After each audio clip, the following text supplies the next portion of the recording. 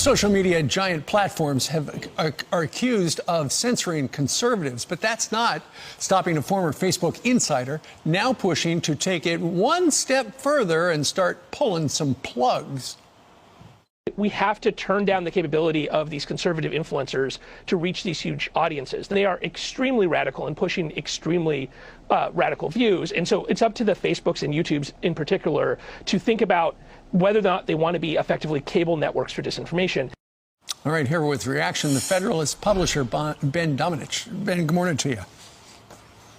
Good to be with you. You are a conservative influencer. You need to have your plug pulled.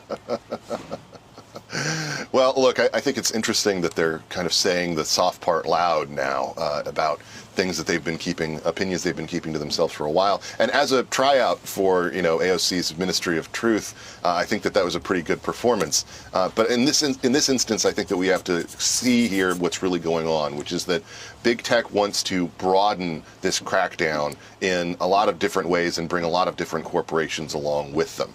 They are going to collude together going forward to crush conservative speech everywhere that it rises up, and they're going to use arguments for that sound along the lines of arguments you might have heard in the past about shutting down ISIS and the like, which is a comparison that this same guest made. Those are the kinds of radical comments that are the opposite of any kind of unity message, any kind of coming together. Sure. Instead, it just seeks to crush the speech of people that you disagree with, which has never been the American way. You mentioned corporations.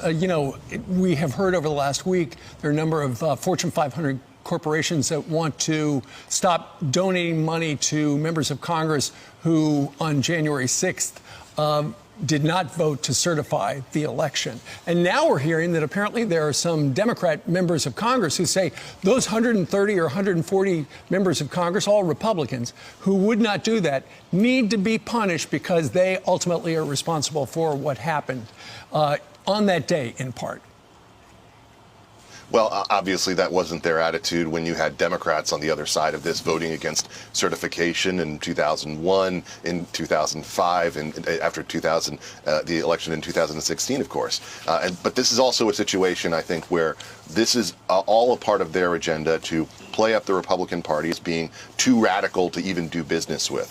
Frankly, from my perspective, I'm glad to see some of that corporate money go away because it's going to be replaced by small dollar online donations, the kind of support that we saw the president garnered during his entire career. And that's something that I actually think is good for the GOP. They should be listening more to their voters and less toward the various corporations that frankly hate those same voters. They want to be able to sell their products to them, but also look down on them. And as I said, to crush their conservative speech whenever it rises up and becomes something that they view as problematic for their bottom line. Sure.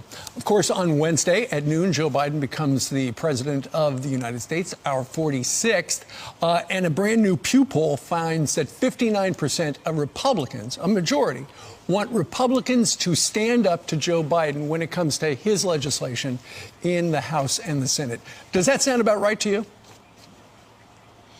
I think that number probably is going to move even higher as we actually see what the Biden agenda looks like. So much of this pandemic conversation pushed to the sides all the different areas of policy that we'd like to know about a candidate. And I think that, frankly, people are going to be surprised by how much the Joe Biden that they see right now in 2021 is different than the one that they saw back in, say, 2009. As the Democratic Party has moved left, so has Joe Biden. And I think the Biden-Harris administration is going to push a lot of radical things that frankly are going to serve to reunify any kind of Republican infighting or civil war over the various things that have happened as we've seen in the past couple of weeks. When you see that agenda, I think you'll see that number only continue to grow. Exit question, because it's 50-50 in the Senate now with Republicans and Democrats and people who caucus with the Democrats as well.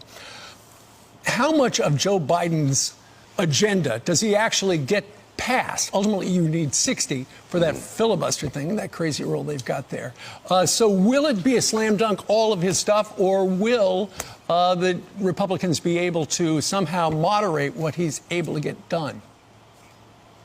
the answer is anything that involves spending money is going to be a slam dunk. Washington loves to spend money, and you'll be able to find the votes time and again to do that. It's going to be more, I think, on the cultural side of things that you're going to see the Biden administration have to do things through their administrative processes, the bureaucracy and the like, because there is going to be a number of members who come from more red, more purple states who aren't necessarily going to go along with those aspects of the agenda that touch on those cultural war issues, and I think particularly on energy issues and the like. Stay tuned. It all starts at noon on Wednesday. Ben, thank you very much for joining us live. Great to be with you.